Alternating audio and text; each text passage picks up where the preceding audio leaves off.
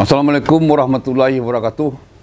Selamat bertemu lagi di Dangau Inspirasi Channel. Sore ini kita kedatangan tamu istimewa yang sengaja kita undang akan berbincang-bincang tentang perhutanan sosial. Nah, ini mungkin Pak Yos. Beliau ini Kepala Dinas Kehutanan Provinsi Sumatera Barat yang sudah sangat malang melintang di kehutanan. Siap. Jadi itu kira topik kita, Pak Yos. Siap. Karena ini sebuah peluang untuk masyarakat dalam pengembangan lahan. Silakan Pak Yos untuk memulai, Pak Yos. Baik, terima kasih senior nih Pak Joni. Terima kasih telah diundang kita berdiskusi di Dangau Inspirasi Channel. Yuk. Alhamdulillah. Dan topiknya adalah perhutanan sosial. Dan perhutanan sosial ini adalah isu kekinian sebetulnya. Isu kekinian. Iya. Di mana lahan semakin sempit. Ya. Pertumbuhan manusia semakin banyak, deret ukur, pasti orang butuhkan lahan. Tidak ada lain selain perhutanan sosial. Iya. Jadi kalau bisa dijelaskan, kan ada hutan adat namanya, ada hutan kemasyarakatan. Kalau bisa diperjelas apa-apa itu. Jadi sebetulnya kalau kita petakan Sumatera Barat ini kan luas wilayah pemerintahannya adalah administrasi pemerintahan itu ada 4,2 juta hektar. 4,2 dengan 19 kabupaten kota. Lalu ada 54,43% adalah kawasan hutan. Tidak boleh diganggu. Ya. Awalnya kan begitu. Awalnya tidak boleh diganggu. Kemudian dari 54,42% atau 2,3 juta hektar itu berbagi kewenangan antara pusat dan daerah. Iya. Provinsi kita mengelola hutan lindung dan hutan produksi itu luasnya 1.500.000 hektar kawasan hutan. Ya, yang 1 juta lagi. Nah, yang 800.000 itu pusat. Itu seperti Taman Nasional, Cagar Alam, Suaka Marga Satwa. Nah, konsentrasi kita adalah bagaimana yang kewenangan kita. Kewenangan kita yang 1,5 juta. Ya. Lalu kebijakan Pak Gubernur adalah 1/3 itu untuk rakyat. Nah, jadi dan ada kebijakan gubernur seperti sekitar 500.000 hektar. 500.000 hektar. Itu dialokasikan untuk rakyat. Kabarnya sudah keluar izinnya berapa? Nah, separuhnya udah lebih kali. Udah lebih, Pak. Berapa? Jadi saya jelaskan sebentar, Pak. Jadi dari 500.000 hektar itu ini sudah masuk ke RPJMD kita itu 50.000 hektar per tahun harus kita capai. Ini target ambisius namanya. Ya, mudah-mudahan tercapai. Insya Allah, alhamdulillah tercapai. Dan sekarang dalam beberapa tahun ini kita sebetulnya dari 500.000 hektar itu sudah tercapai 287.000 hektar. Nah, berarti sudah hampir 60%. 60%. Ya. Mudah-mudahan tahun ini bisa 60%. Ya. Nah, jadi kita jelas 50.000 hektar per tahun itu untuk rakyat. Jadi jelas kebijakan pemerintah. Sudah ada izinnya untuk rakyat. Untuk rakyat. Melalui Nagari kalau salah ya. Ada 5 skema di perhutanan sosial itu. Yang pertama adalah hutan nagari atau hutan desa. Iya. Hutan nagari itu bisa di hutan lindung maupun hutan produksi. Oh, boleh hutan lindung? Boleh. Syaratnya satu aja, tidak boleh menebang. Tidak boleh menebang. Yang kedua hutan kemasyarakatan. Ini bisa hutan lindung, hutan produksi. Yang ketiga hutan tanaman rakyat. Ini di hutan produksi saja. Boleh ditebang? Boleh ditebang. Boleh dengan ditebang. syarat kita nanam dulu. Nah, nanam dulu. Bermodal dulu lah ya. Bermodal dulu. Kemudian yang ketiga ada hutan adat. Ini bisa di hutan lindung, hutan produksi, bahkan di APL. Yang kelima adalah kemitraan kehutanan. Kemitraan kehutanan. 5 skema ini ada di Sumatera Barat. Jadi perlu saya sampaikan yang terbanyak itu ada hutan nagari. Karena ini sangat relevan dengan kearifan lokal Sumatera Barat yang mengatakan ini hutan wilayah kita. Dari 280.000 hektar tadi, kira-kira berapa persen yang hutan nagari? Hutan nagari 60%. 60% hutan nagari. Luas sekali. Luas sekali. Nah, kemudian di situ ada 205 unit kelompok perhutanan sosial dan yang mengejutkan kita adalah 175.000 KK sudah terfasilitasi melalui perhutanan sosial. Nah, kalau kita menghitung 175.000 KK, anggap saja di rumah tangga itu ayah ibu 2 anak, itu sudah 700.000 jiwa. Jadi 175 KK itu sudah terfasilitasi di perhutanan sosial. Iya, betul. Alhamdulillah. Tapi tidak tidak pernah terpublikasi ya. Ini perlu publikasi. Iya, Ini kerja diam. Silent aja ini Pak Kadis ini kerja diam aja. Nah, kemudian nih kalau kita angka-angka yang bisa kita sajikan, jika penduduk Sumatera Barat itu 5,6 juta Ya. jiwa, maka 700.000 bagi 5,6 juta itu sudah 12,47% penduduk Sumatera Barat sudah difasilitasi melalui perhutanan sosial. Iya, iya. Nah, ini akan terus meningkat. Ya, iyalah. Sampai nanti kita mencapai 500.000 hektar. Nah, perhutanan sosial ada dua hal yang harus kita lakukan. Pertama, memberikan akses legal. Jadi kita fasilitasi rakyat. Ada misalnya mereka sudah terlanjur berladang di hutan lindung. Kalau dulu kan Undang-Undang 41, Pak Joni, itu kan pidana langsung Pak Joni. Ditebang lagi. Ditebang kan? Nah, sekarang kalau mereka sudah berladang misalnya karet, coklat, jengkol, durian, Manggis banyak juga. Ya. seperti di ranah Pantai Cermin, kan hutan lindung tuh Pak Jon. Waktu saya Kadis dulu tuh. Nah, itu kita fasilitasi memperoleh hak legalnya. Iya, iya. Nah, istilahnya kita fasilitasi permohonan, kita sampaikan ke menteri, lalu sampai keluar SK persetujuan perhutanan sosial. Surat izin lah ya. Izin. Nah, jadinya halalan thayyibah. Yang tadinya nggak boleh, sekarang boleh. Tadinya diam, sekarang dipersilakan. Dipersilakan.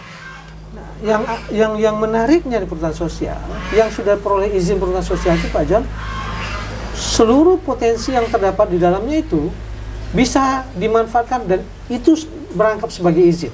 Jadi nggak perlu lagi izin lain. Misalnya ada rotan. Ya. Izin perhutanan sosial itu merangkap sebagai izin rotan. Katakanlah ada danau kecil, boleh juga untuk ikan. Boleh. Atau untuk wisata. Boleh. Ya berarti boleh. Ternak pun boleh silvopastur. Iya. Jika misalnya padang ilalang bisa, Pak. Jadi begitu besarnya skop dari perhutanan sosial ini untuk kesejahteraan rakyat Sumatera. Nah, ini kan tinggal bagaimana Pak Wali Nagari mensosialisasi ke masyarakat ini. Betul. Nah, tadi kan akses legal. Ya, izin sudah. Ya, sudah. Lalu izin apa lagi? Pengembangan usaha perhutanan sosial. Ya. Nah, Pak Gubernur, Wakil Gubernur selalu berpesan kepada saya, tidak cukup dengan akses legal saja. Ya. Maka intervensi dengan program pemberdayaan masyarakat untuk meningkatkan pendapatannya. Apa? Misalnya ala ekonomi produktif. Ya. Misalnya rotan ini ada. Kan rotan kalau misal rotan mentah kan murah. Iya. Lalu kita intervensi dengan penggorengan rotan. Iya. Itu langsung naik harganya dan dia awet. Nah, kemudian saya dengar bambu juga ada pengawetan bambu. Bambu juga seperti itu. Jadi kita bisa intervensi alat ekonomi produktif. Saya dengar juga apa? Kayu putih. Ya. Sudah jadi minyak kayu putih sekarang ya. Di Sijunjung. Sijunjung ya. Jadi kita intervensi, selain bibitnya bagus, hasilnya kita intervensi dengan alat penyulingan. Kita fasilitasi. Nah, ini yang disebut dengan meningkatkan daya tambah. Jadi yang saya lakukan sekarang Pak Jon sebetulnya melaksanakan misi ketiga Pak Gubernur nih, yaitu meningkatkan daya tambah dan produktivitas produk pertanian, kemudian perkebunan, peternakan, perikanan, termasuk hutan. Iya. Jadi apa yang kita lakukan juga menyasar nanti ujungnya mencapai visi sebagai aparatur ya. Iya. Tetapi semuanya memang basis rakyat. Pengembang usaha, ala ekonomi produktif. Yang kedua apa? Sarana prasarana ekowisata. Iya. Makanya sekarang sudah tercatat 31 destinasi ekowisata di perhutanan sosial. Ya, saya lihat kemarin di Taram. Itu kasih apa? Motor roda 4 itu? ATV. ATV. Ya. Salibutan. Ada juga rafting. Ya. Ada trekking. Ya. Mungkin kalau rafting itu saya nikmati, saya malah naiknya. Alhamdulillah. Ada juga untuk glamping, seperti Solo Rajo ada glamping.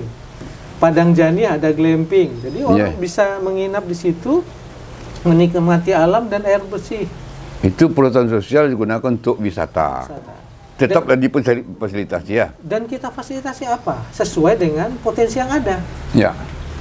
Dan mereka tentu secara mandiri, secara berkelompok dalam kelompok usaha perhutanan sosial mengembangkan usaha itu. Saya kasih contoh misalnya sarana prasarana ekowisata glamping di Solo Rajo Pak. Itu kan sekarang inden Pak.